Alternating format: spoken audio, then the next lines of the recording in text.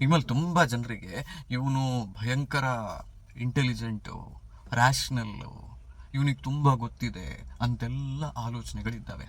ಆದರೆ ನಿಜಕ್ಕೂ ಸರಿಯಾಗಿ ನೋಡಿಕೊಂಡು ಅರ್ಥ ಮಾಡುವ ಪ್ರಯತ್ನ ಮಾಡಿದರೆ ನನ್ನಷ್ಟು ಫೂಲಿಶ್ ವ್ಯಕ್ತಿ ಕೆಲವು ವಿಚಾರದಲ್ಲಿ ಯಾರೂ ಇರಲಿಕ್ಕಿಲ್ಲ.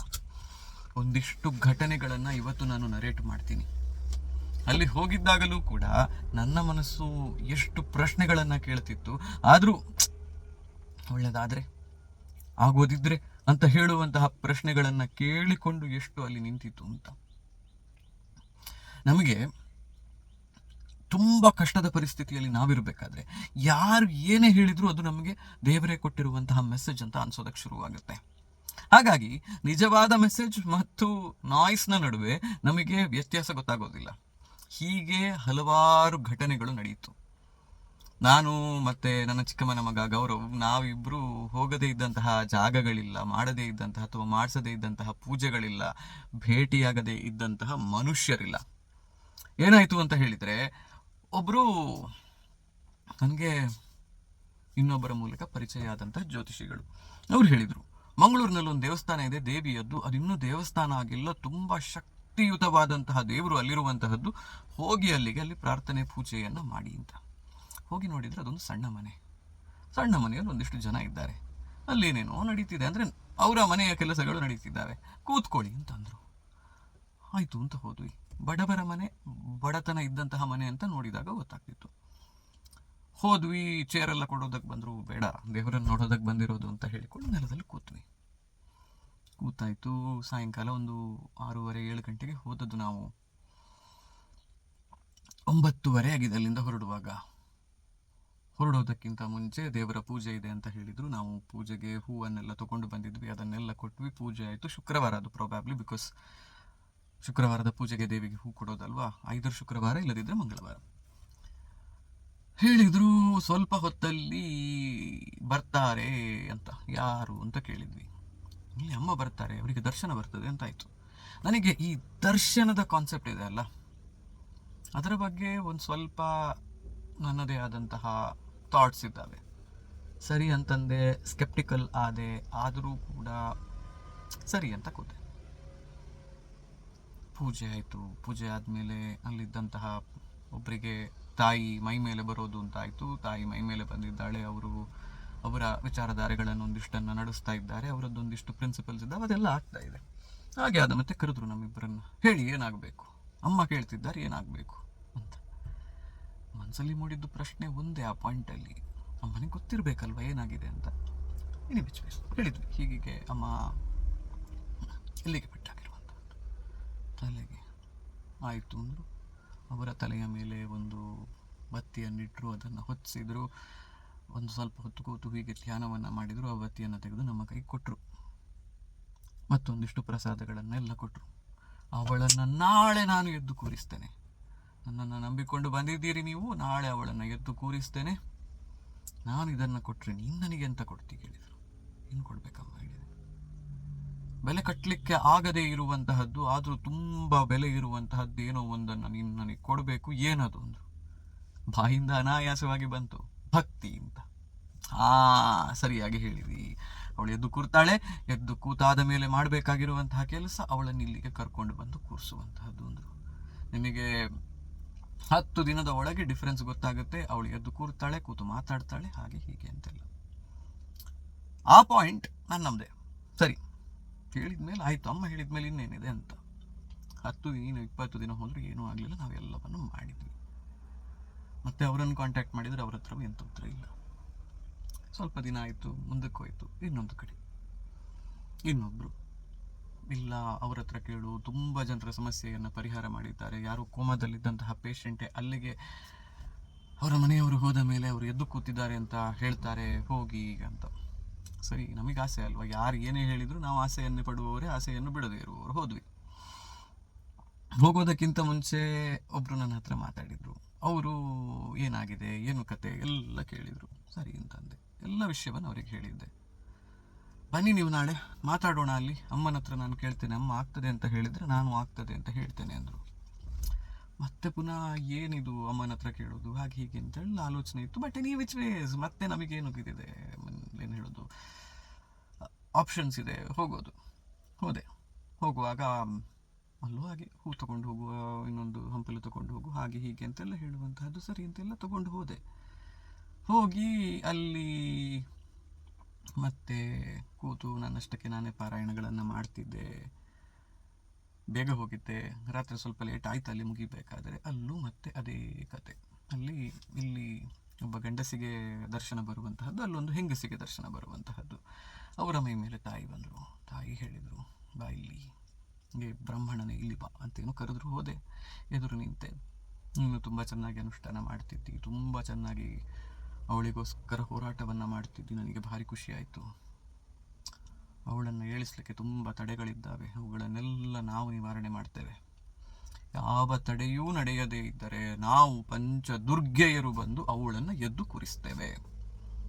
ನಾನು ಇಡೀ ಆಸ್ಪತ್ರೆಯ ವಾಸದುದ್ದಕ್ಕೂ ಪಾರಾಯಣ ಪೂಜೆಗಳನ್ನು ಮಾಡ್ತಾ ಇದ್ದದ್ದು ದುರ್ಗಾ ಪರಮೇಶ್ವರಿಯದ್ದೇ, ವಿಷ್ಣುವಿನದ್ದೊಟ್ಟಿಗೆ ಸುಮಾರು ಮಾಡ್ತಿದ್ದೆ ಬಿಡಿ.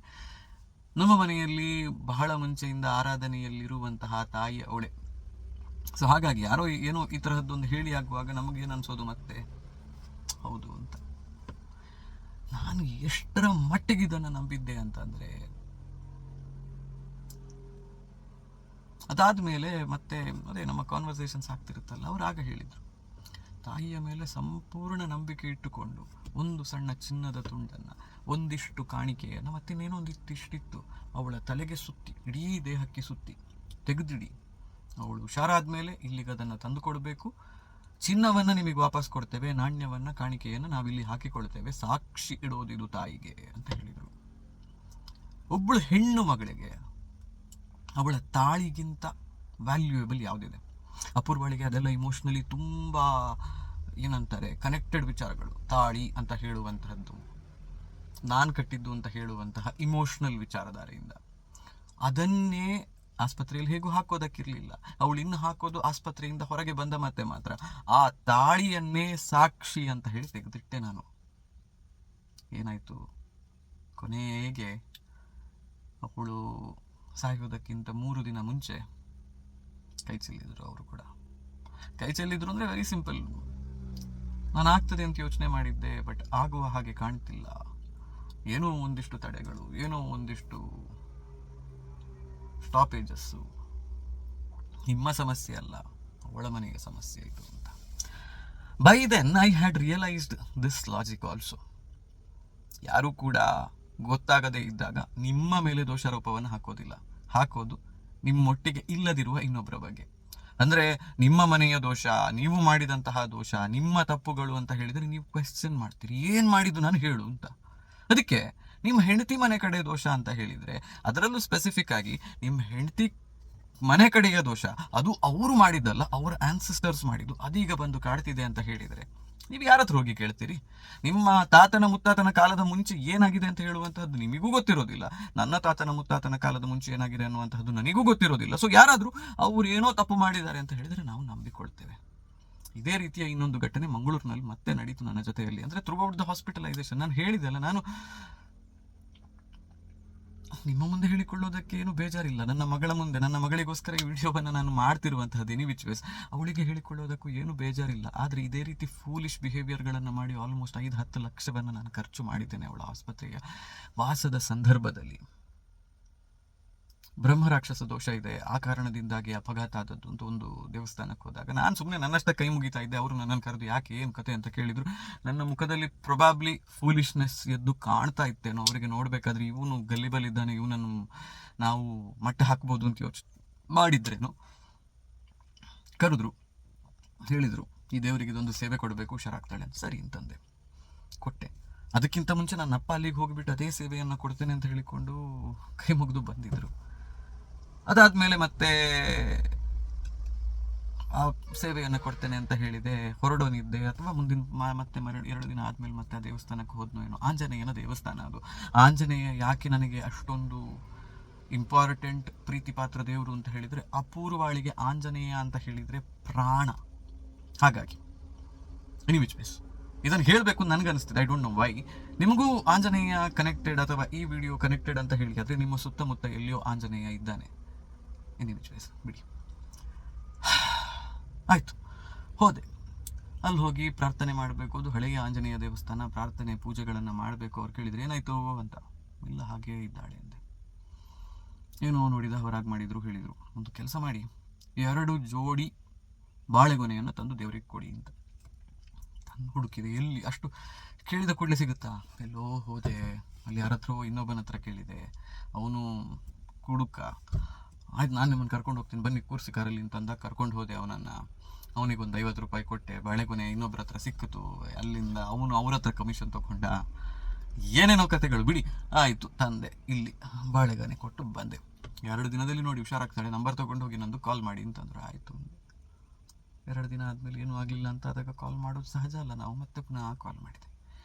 ಬನ್ನಿ, ನೀವು ಒಂದು ಕೆಲಸ ಮಾಡಿ, ಬ್ರಹ್ಮರಾಕ್ಷಸನದ್ದೇ ಪೆಟ್ಟಿದು, ಅವನು ಹೋಗ್ಲಿಕ್ಕೆ ಕೇಳ್ತಾ ಇಲ್ಲ, ಆಂಜನೇಯನ ಮುಂದೆ ಅವನ ಆಟ ನಡೆಯುವುದಿಲ್ಲ. ನೀವೊಂದು ಕೆಲಸ ಮಾಡಿ, 6 ಜೊತೆ ತಾಮ್ರದ ಕವಳಿಗೆ ಸಕ್ಕಣ, 6 ಜನಿವಾರ, 6 ತುಂಡು ಗೋಪಿ ಉಂಡೆ, 6 ಟವಲು, ಪಂಚೆಯನ್ನು ಹೇಳಿದ್ರ ಇಲ್ವಾ ನನಗೆ ನೆನಪಿಲ್ಲ, ಒಟ್ಟಾರೆ ಈ ತರಹದ್ದೇ ಒಂದಿಷ್ಟು ವಸ್ತುಗಳನ್ನು ತಂದುಕೊಡಿ ಅಂತ. ಆಯಿತು, ತಂದುಕೊಟ್ಟೆ ಅದನ್ನು ಕೂಡ. ಈಗ ನೋಡಿ, ಎಚ್ಚರ ಆಗದಿದ್ರೆ ಕೇಳಿ ನನ್ನ ಹತ್ರ ಅಂದರು. ಮತ್ತೆ 1 ವಾರ ಆಯಿತು, ಎಚ್ಚರ ಆಗಲಿಲ್ಲ. ಮತ್ತೆ ನನಗೆ ನಂಬುದು ಬಿಡುದು ಅಂತ ಆಗ್ತಿರ್ಬೇಕಾದ್ರೂ ಮಿಡ್ಲಲ್ಲಿ ಒಂದು ಪಾಯಿಂಟ್ ಬರುತ್ತೆ, where you feel low, you call up someone asking, ಆಗಲಿಲ್ಲ ಏನು ಮಾಡಲಿ ಅಂತ. ಉದ್ದದ ಲಿಸ್ಟ್ ಕೊಟ್ಟರು. 10 kg ಅಕ್ಕಿ, 10 kg ಹೊದಳು ಅಥವಾ 5 kg ಹೊದಳು, 10 kg ಅವಲಕ್ಕಿ, 15 kg ಬೆಲ್ಲ, ಮತ್ತೊಂದಿಷ್ಟು ಐಟಮ್ಗಳು ಕಾರಲ್ಲಿ ತುಂಬಿಸಿ ತಗೊಂಡು ಹೋಗಿ ದೇವಸ್ಥಾನಕ್ಕೆ ನಾನು ಕೊಡಬೇಕು. ಕಾಲ್ ಮಾಡಿದೆ, ದೇವಸ್ಥಾನಕ್ಕೆ ಕೊಡಬೇಡಿ, ಅಲ್ಲೇ ಹತ್ರದಲ್ಲಿ ನಮ್ಮ ಮನೆ ಉಂಟು, ಅಲ್ಲಿಗೆ ತನ್ನಿ. ಆ ಪಾಯಿಂಟಲ್ಲಿ ನನಗೆ ಭಾರಿ ಬೇಜಾರಾಯಿತು.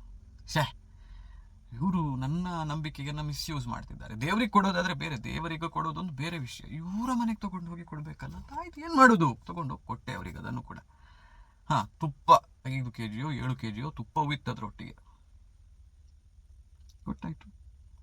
ಕವಡೆ ಹಾಕಿದ್ರು, ನೋಡಿದ್ರು, ಸರಿ ಆಗ್ತಾಳೆ, ಹುಷಾರಾಗ್ತಾಳೆ ಅಂತಂದ್ಲು. That is the last time I went there. I did not go there anymore.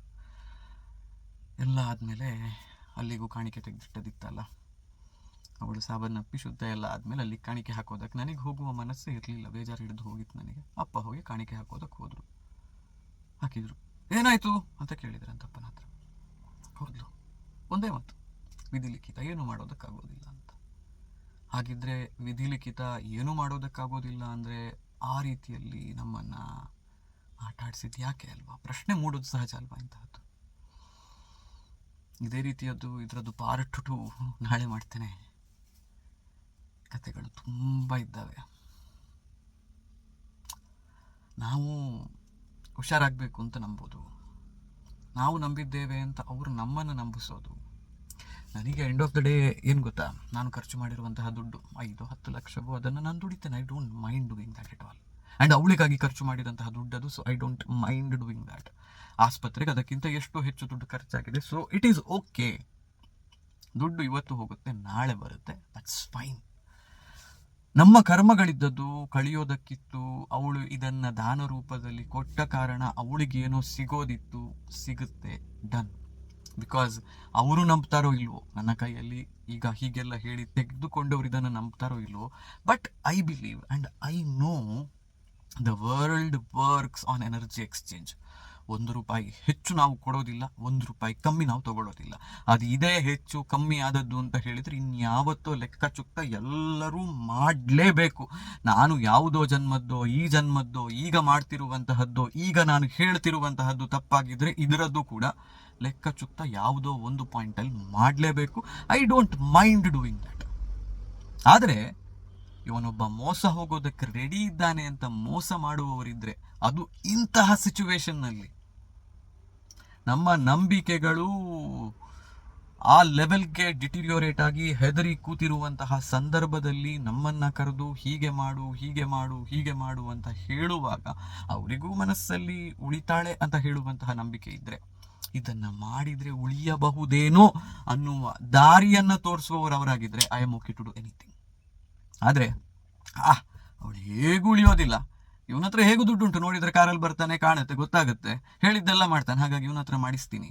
ನನ್ನ ಮನೆಯಲ್ಲಿ ಒಂದಿಷ್ಟು ದಿನಸಿ ಖಾಲಿಯಾಗಿದೆ, ಅದನ್ನು ಇವನ ಹತ್ರ ಪರಿಹಾರ ರೂಪದಲ್ಲಿ ತರಿಸ್ಕೊಳ್ತೀನಿ ಅಂತ ಹೇಳಿದ್ರೆ ತಿಂದದ್ದನ್ನು ಒಂದು ದಿನ ಎಲ್ಲರೂ ಕಕ್ಕಲೇಬೇಕು. I am angry, but it's okay. ಇವತ್ತಿಗೆ ಇಲ್ಲಿಗೆ ಈ ವಿಡಿಯೋವನ್ನು ನಿಲ್ಲಿಸ್ತೇನೆ. ಹೋಗಿ ಬರ್ತೇನೆ ನಾನು, ನಿಮ್ಮ ಆಶೀಶ ಸರಡ್ಕರ್.